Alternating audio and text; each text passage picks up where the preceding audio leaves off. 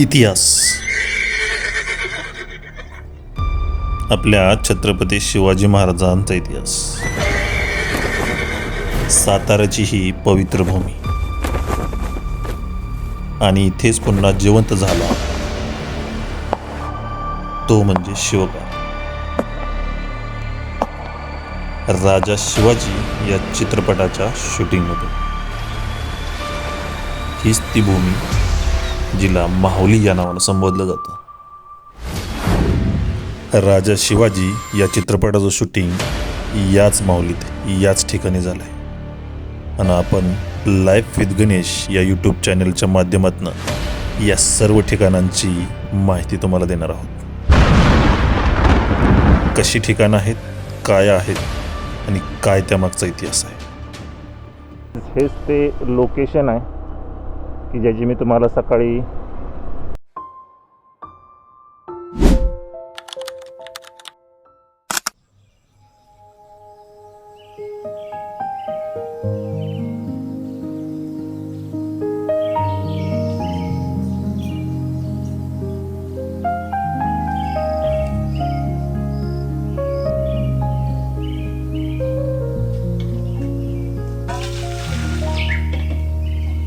बस इथं बस घ्या बस बस घ्या बस सेट गुड बॉय. तर शुभ सकाळ मंडळी, स्वागत आहे तुमचं नवीन एका व्लॉगमध्ये. तर सकाळची धावपळ बघितली असेल तुम्ही. ब्रश करतोय, आंघोळ करायची राहिली, अजून कुठल्या ठिकाणी जायचे आपल्याला. मागच्या एका महिन्यामध्ये ना एक पिक्चर आलेला, फिल्म आलेली आपल्या इतिहासावरती. फिल्मबद्दलच आहे. ते लोकेशन तुम्हाला मी तिथे गेल्यानंतर सांगतो. लोकेशन जे आहे ना ते कृष्णा नदीच्या आसपासच आहे. सो एव्हाना ना तुम्ही गेस केलं असेल की मी निघालोय कुठं किंवा मी नेणार आहे कुठं तुम्हाला. मी थंड पाण्यानं आंघोळ करतोय गेली 1.5-2 महिने. परंतु आता विषय असा आहे की थंड वातावरण एवढं आहे की मला थंड पाण्यानं आंघोळ करणं सहनच होईना झाले. आजारी पडू नये म्हणून घरातले ओरडायला लागले म्हणून आता गरम पाणी मस्तपैकी आता आंघोळ करतो आणि भेटतो तुम्हाला. ती बसत नाही कारण की एका व्यक्तीने मला सांगितलंय एखादी अंतरणावर बसून जेवायचं नसतंय.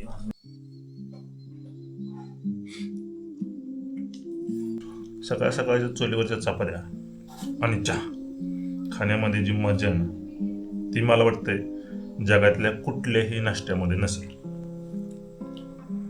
खारी जसं आपण खातो ना पहिलं बटर खारी, त्या टाईपमध्ये गोड असं करायचं. पहिला आम्ही असं करायचो हे नाही, मी असं दारू चपाती अशी अशी अशी असं करायचो. आणि ह्याच्यामध्ये ना चहा घ्यायचा दाखवतो तुम्हाला. असा चहा घ्यायचा आणि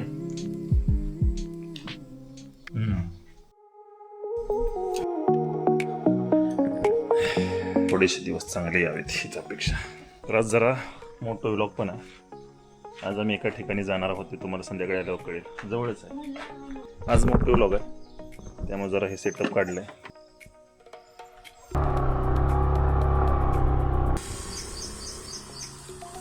तर सकाळ सकाळचा व्लॉग चालू झालेला आहे, परंतु रस्ता कसा आहे हे तुम्हाला आता दिसत असेल. माझं कसा आहे रस्ता, खतरनाक. एका पावसातच ही हालस्ता झाली बाबा.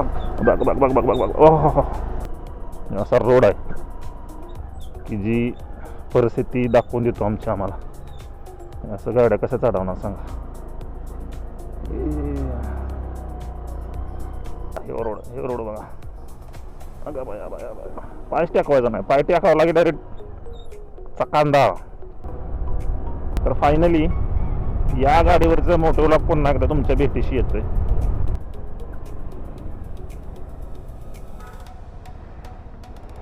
आम्ही येतो.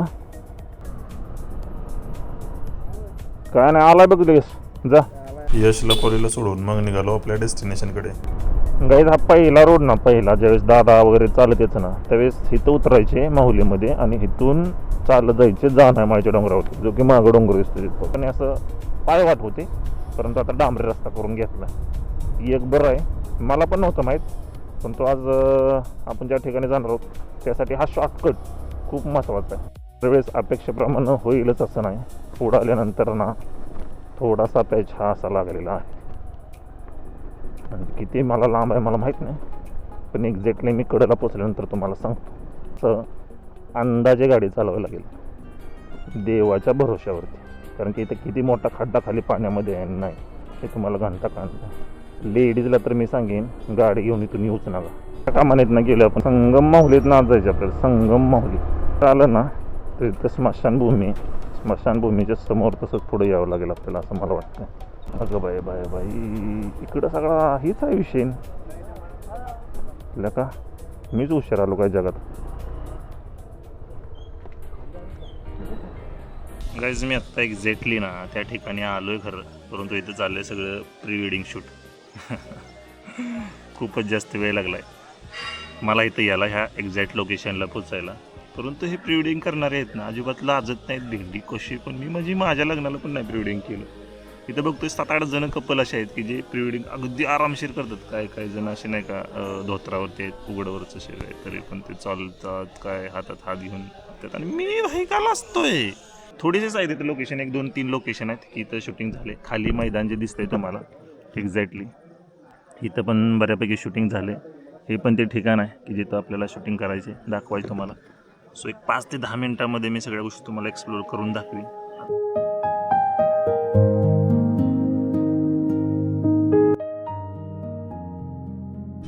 तर संगम माहुलीचा संगम तर आपण बघितलाच, परंतु आणखीन इथं काय ऐतिहासिक आहे तर ऐतिहासिकमध्ये भरपूर सातारा जिल्ह्याला वारसा आहे. परंतु अजून एक तुम्हाला सांगायचं गेलं तर इथं माऊलीच्या देवळाच्या शेजारी आल्यानंतर इथं जे तुम्हाला मागं माझ्या दिसतंय इथं एक तुम्हाला समाधी स्थळ दिसतंय. हे समाधी स्थळ कोणाचं आहे तर राजर्षी शाहू महाराज यांचं समाधी स्थळ आहे. त्याचबरोबर तिथंच महाराणी राणी ताराबाई यांचंही सुद्धा इथं एक समाधी स्थळ आहे. भरपूर असा ऐतिहासिक वारसा जो आहे तो या सातारा जिल्ह्याला किंबहुना या क्षेत्र माहुलीला आणि संगम माहुलीला लाभलेला आहे. काही आजपर्यंत ना तुम्हाला संगम माहुली क्षेत्र माहुली ह्या 2 ठिकाणांची नावं माहीत होती, परंतु माझ्या कारकिर्दीमध्ये मला खरंच आत्तापर्यंत नव्हतं माहीत की संगम माहुलीला संगम माहुली का म्हणतात.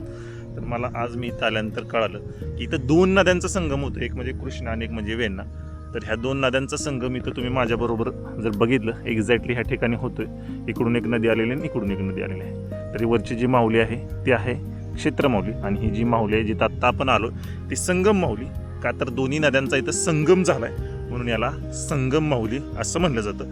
तसं हे खूप इतिहासामधलं जुनं ठिकाण आहे, प्राचीन ठिकाण आहे. इथं जर तुम्ही मंदिरं वगैरे जर बघितली तर जुन्या म्हणजे दगडातून बांधलेली आहेत. जसं की माझ्या मागं पण तुम्ही बघू शकता इथं पण मंदिर आहे, इथं पण मंदिर आहे, वरती पण मंदिर आहे, इथं पण मंदिर आहे, इथं पण आहे, इथं पण आहे. म्हणजे अशी भरपूर प्राचीन मंदिरं या संगम माऊली आणि क्षेत्र माऊलीच्या कडेला नदीच्या कडेला वसलेली आहेत.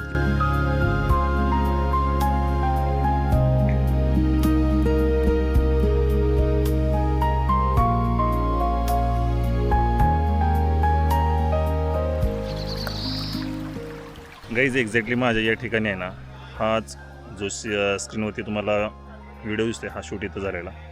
जसं की माझ्या मागं बघू शकता तुम्ही हा मोठं पठार आहे. इथं भरपूर म्हणजे दबंग 2 असेल, देऊळ बंद 2 असेल किंवा आत्ताचं जे राजा शिवाजी या चित्रपटाचं शूटिंग असेल ते इथंच झालेलं. तर आपण जाणार आहे आज एक्झॅक्टली आतमध्ये.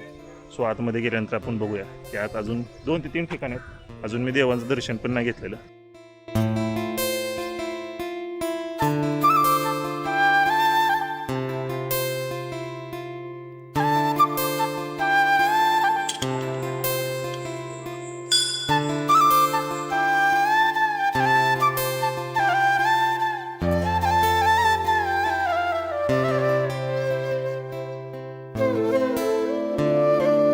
हा ढोल ताशांचा सीन या ठिकाणी शूट झालेला आहे.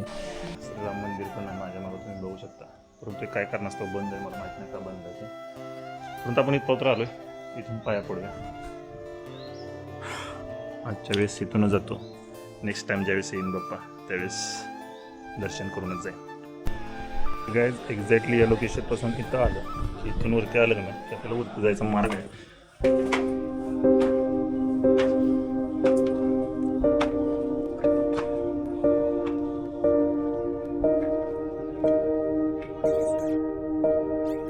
तर वरती आल्यानंतर खिडकीच्या बाहेरले बघू नका, नाहीतर वरनं खाली तुमचं लोटांगण होईल. कारण की इथं असे काही बॅरिकेड्स नाही आहेत की तुम्हाला तिथं अडवून धरतील. सो उतावळ्यापणाने याल आणि डायरेक्ट वरनं खाली चाल. बघा किती खोल आहे खाली.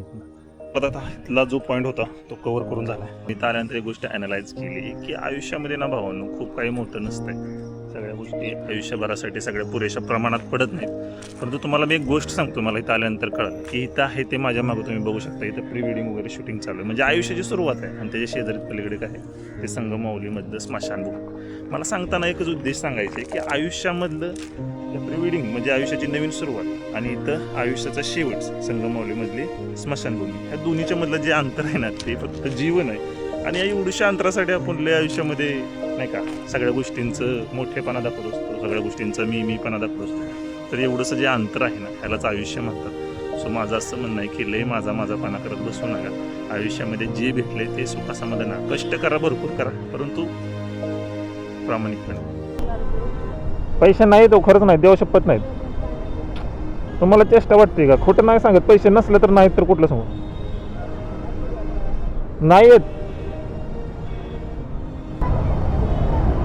आयुष्यातला ना सगळ्यात मोठा भिकारी जर आज वाटलं असेल तर पैसे नाही आहेत. आजींना सांगतोय मी, आजींना चेष्टाच वाटते माझ्या बोलून. काय बोलू मला सांग.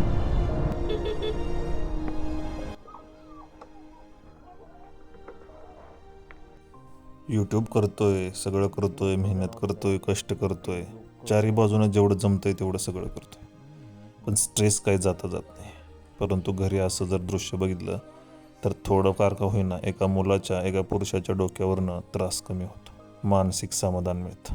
सकाळीच मी एका माझ्या मित्राची यूट्यूबचा व्हिडिओ बघितला. त्या यूट्यूबच्या व्हिडिओमध्ये त्याने 100% तंतोतंत खरंच सांगितलं. श्रीज एंजल म्हणून त्या यूट्यूब चॅनलचं नाव आहे. त्याच्यामध्ये त्यानं सांगितलं की माणूस हर एक संकटापासून वाचू शकेल, परंतु एका संकटापासून वाचणं खूप कठीण असतं. ते म्हणजे स्वतःचे सतत करणारे विचार. कितीही लांब पळाला तरी विचार काय सुटत नाही. पुन्हा एकदा आकाशात झेप घ्यायची असेल तर थोडं सावरण्यासाठी वेळ लागेल. पंखामध्ये नक्कीच बळ येईल एवढी माझ्याकडे ताकद तर आहेच. आणि तुमच्यासारख्यांचे जे काही मला सपोर्ट आहेत, थोडेफार का होईना आत्ताच्या काळात, तेच माझ्यासाठी खूप मोठी ताकद भविष्याची आहे. याच उमेदीवरती पुन्हा एकदा गणेश नडायला सुरुवात केली, तुमच्या आशीर्वादाने आणि तुमच्या प्रेमाने. तर लवकरात लवकर मी रिकवर होईन आणि जसं आत्ता हसतोय तसेच रिअलमध्ये स्माईल माझ्या चेहऱ्यावरती येईल. भेटू अशाच एका नवीन व्हिडिओमध्ये. तोपर्यंत काळजी घ्या, सुखरूप राहा. जय हिंद, जय महाराष्ट्र. लव यू ऑल. बाय. तुमचाच गणेश.